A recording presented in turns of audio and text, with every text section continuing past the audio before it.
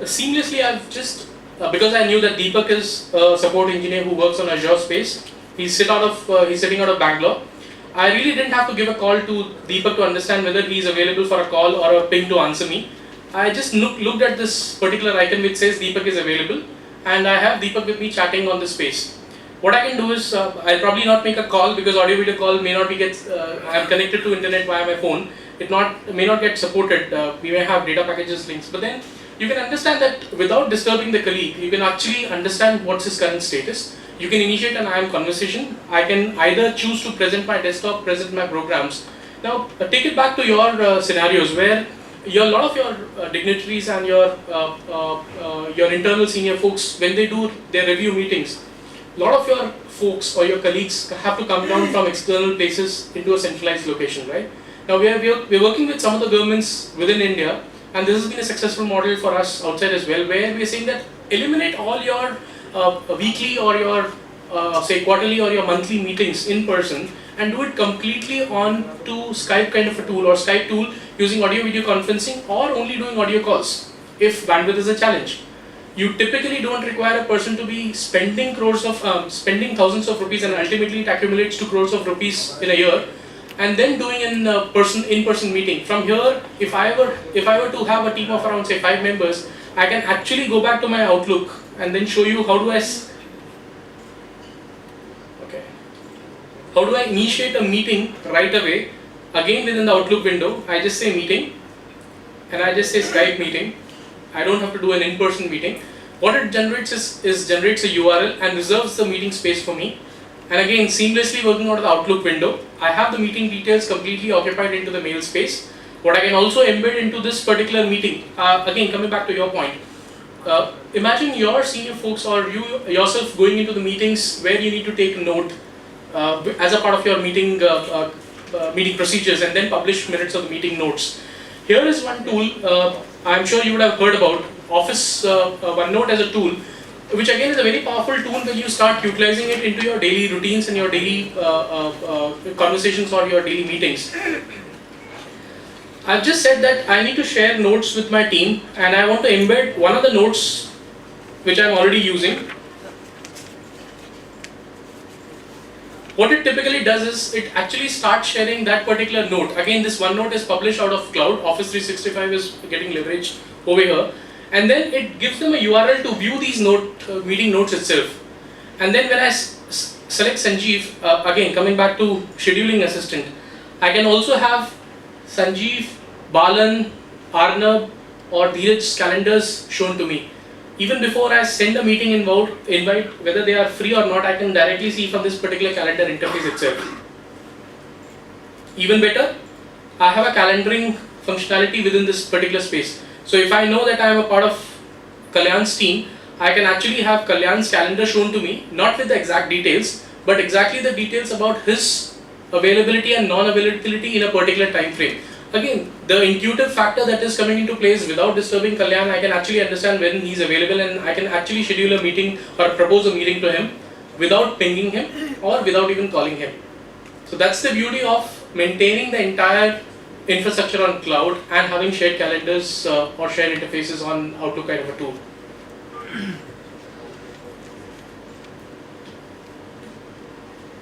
What additionally I can do along with the meeting, sometimes you also do a certain more things. For example, honorable ministers or the dignitaries would also want to share their desktops or share a whiteboard while they're trying to explain to a larger population.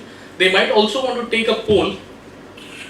Okay, poll takes a little time to get generated, and then they also might want to take a little bit of say for example, a poll is here. Again, a layman or a normal user can start a poll without doing any coding. I can create a test poll, I can write in the question, and I can give them the options, and I just say create. What would come into my interface is that I've shared this poll right off the screen within Outlook or within Skype for Business, and then I can see the instant results being in the same pane.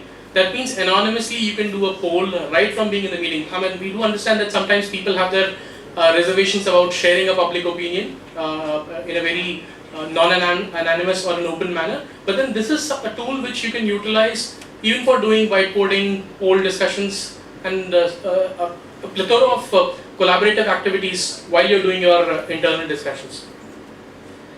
I'll move away from a little bit of Outlook, Exchange, and Skype, and then go into the world of SharePoint. Now, this is again one more tool which I was talking about that I used rigorously within my induction and me being productive from the day one.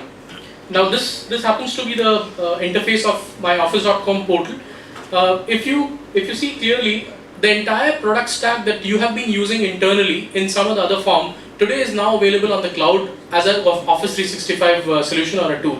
You have mails, you have calendars, you have people search, you have Yammer as a internal social collaboration tool, you have OneDrive where you can consider it your online version of your file shares or your file servers, completely backed up with version management and access controls to do multi-user editing at the same time. So that means you can publish a document or an Excel sheet or a PowerPoint window, and from various locations different users can work on the same document at the same time. Subsequently, there are introduction of tools like Planner. Now again, a very small utility but a beautiful tool. What it allows you to do is basically to create your own tasks. When you are in a joint team or a joint group, you can create a task or create your own team's task and associate it back to them without having a real project management tool in place. That means it is actually related to your task management, not project management. Again, utility is we do go into the meetings, we take the meeting notes, we assign activities to people in the mails, and we subsequently forget about them. Right? We also tend to forget about having the status check or the status update for those particular tasks. Now here is one tool from where you can seamlessly to your team members assign tasks, create their reviews or assess the reviews of these particular tasks, and then subsequently monitor it. Coming to the breadth of the solution tools, again I would like to focus, put your attention over here to a tool called Power BI, which I think Arnav is going to cover in detail. Now, apart from Power BI, we also have something called as Delve Analytics, which again defies the common notion about productivity, that productivity is something which is very intangible, it can't be measured. Now, here is a tool which challenges this particular opinion about productivity being intangible and being unable to be measured, and gets back to you with actual real-time metrics through the usage of the tools. Now, here is a dashboard that is generated by a technology called as Delve Analytics, again on cloud on Office 365. What it actually does is it actually is running at the back end and monitoring my usage of Office 365 tools, and gives me factors like how many hours I've been in meeting, how many hours I've spent to learn, how many hours I've spent on emails, and subsequently what are my after office hours working, and etc. etc. Now these are all your tangible benefits. How people are leveraging these tangible benefits are, for example, if there are above threshold performers or star performers in your department, in your organization, you can actually monitor what are the things that they are doing in your daily basis and then benchmark your rest of the team against them. That means if I'm going to be spending more time with my customers, I'm likely to get more orders, right? And if I'm spending time in a productive way.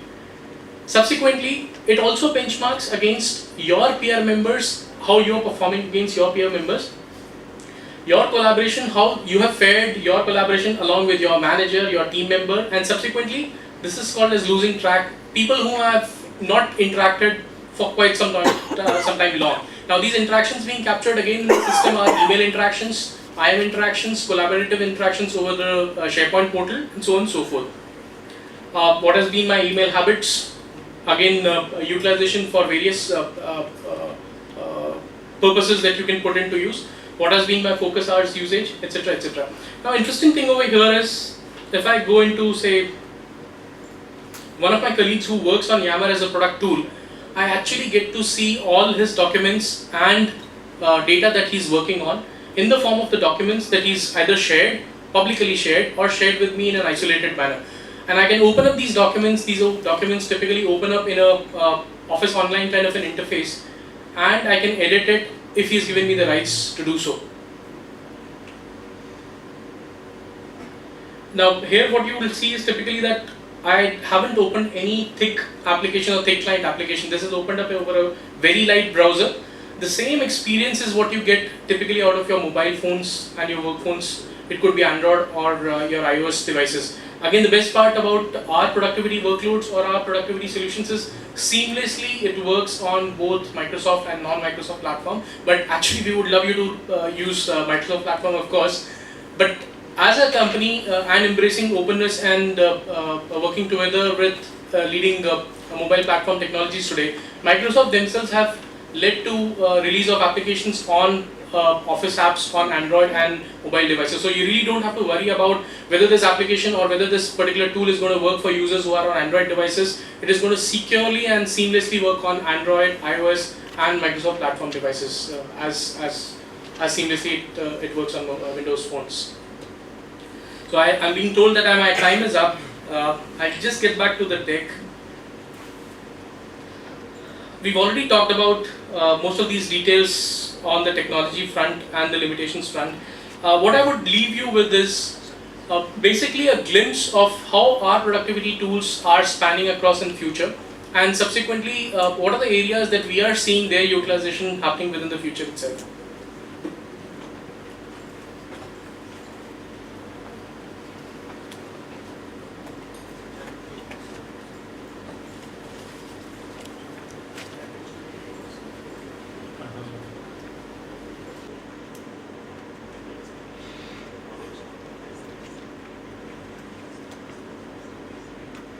Just give me a minute, please. Can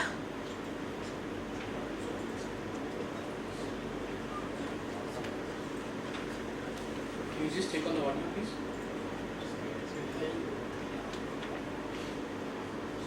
Just give me a minute. Yeah.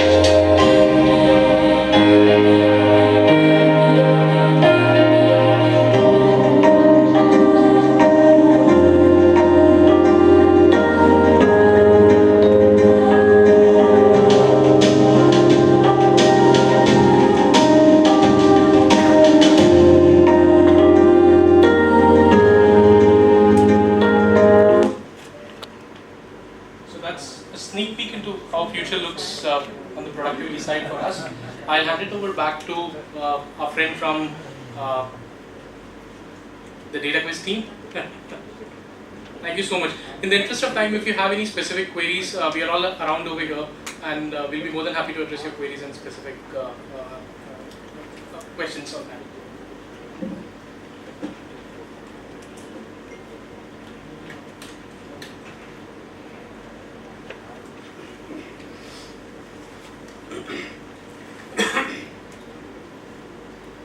Thank you so much.